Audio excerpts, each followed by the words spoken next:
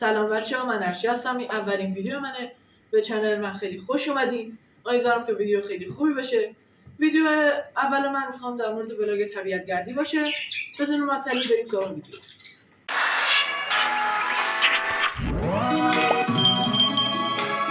خب دوستان، وسایلی هم که آوردیم اینان. یه دو تا چیز دیگه هم نیاز داریم که الان میریم و حرکت میکنیم به سمت مقصد.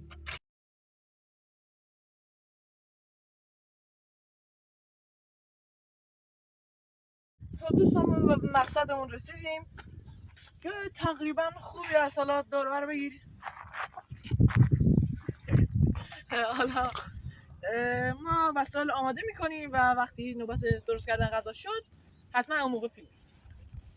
خب میریم سراغ غذای این ولاگ که ما سوسیس آوردیم با تخم مرغ.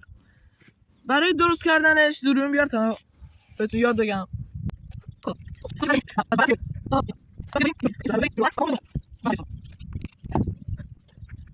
سابسکرایب کنین، لایک کنین و کامنت بذارین. اگه سوتی ویدیو هم فهمیدی حتما توی کامنت ها بگو.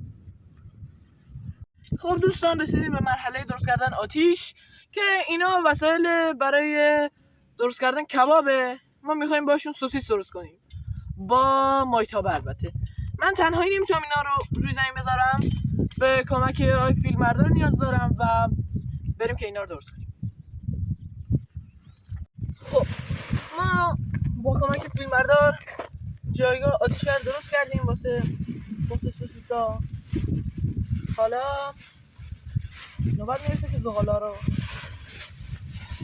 بین اینا قرار بدیم.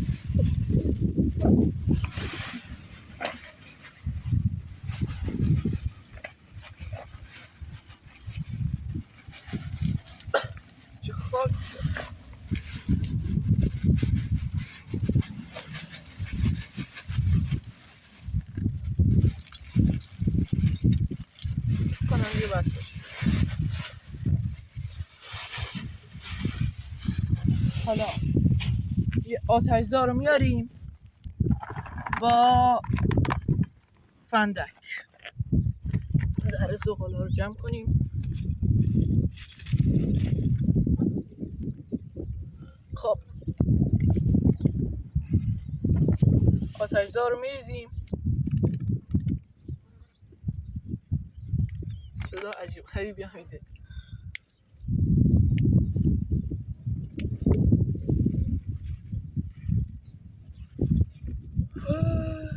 سوخم.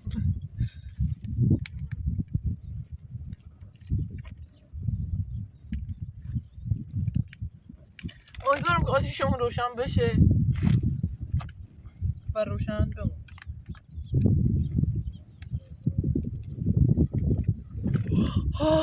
سوختم. بنا اینا رو میذاریم. حالا من تا یه دستی میشورم. خب دوستان، تقریبا آتیش ما داره آماده میشه. بریم که سوسیسا رو بذاریم اینجا. خوبه. و تخم مرغ رو بیاریم. موقعی هم که داغ شد روغنه تخم مرغ رو هم بذاریم.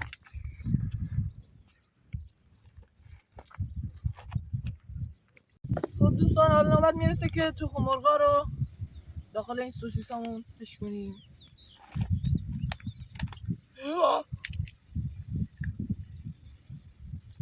زیبا، قوی، مقتدر. همش گوشته. چی شد؟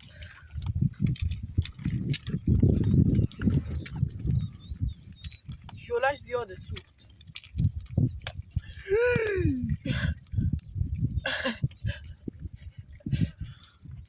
این تخم مرغ نرمتر از تخم مرغ‌های دیگه بود.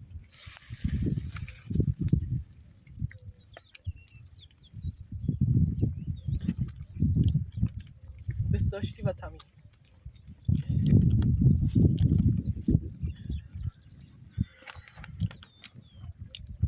اینم آماده میشه بریم. خب حالا میریم اینا رو هم میزنیم بعد از چند دقیقه‌ای که تخم مرغایی که این بالا هم اصلا کاملا درست شن.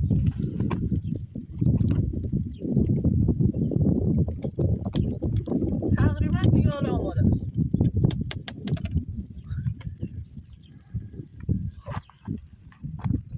حالا بریم سر سفره که سفرمون نسوزه و چیز دیگه نمیمونه. بعد از خوردنش هم میریم یه طبیعت گردی میکنیم و اون موقع من فیلم دوباره میگیرم.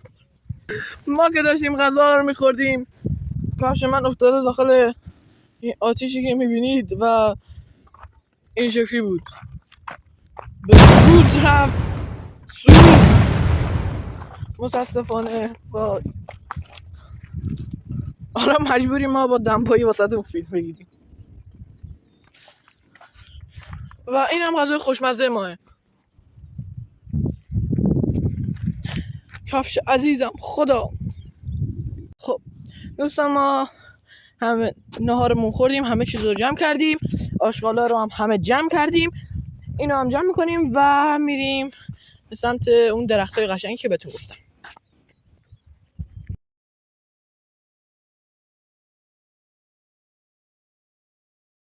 ما فعلا نصف راه اومدیم و به اینجا رسیدیم. جایی به نظر باحالی میاد این شکلی.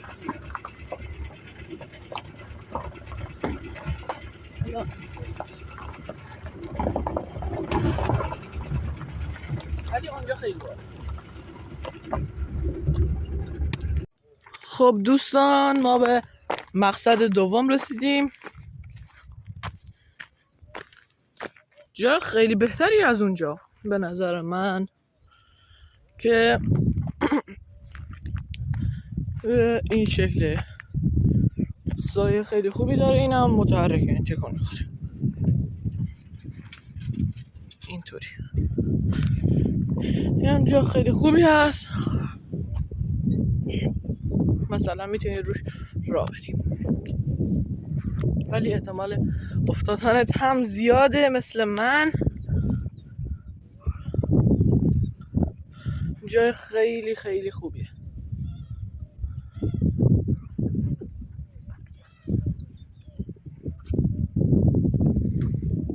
عالی.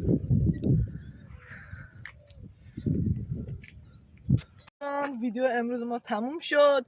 امیدوارم که تونسته باشم شما رو سرگرم کرده باشم. زنگوله رو بزنید، سابسکرایب کنید، لایک کنید و کامنت بذارید. دمتون گرم. ظهر و عصرتون بخیر.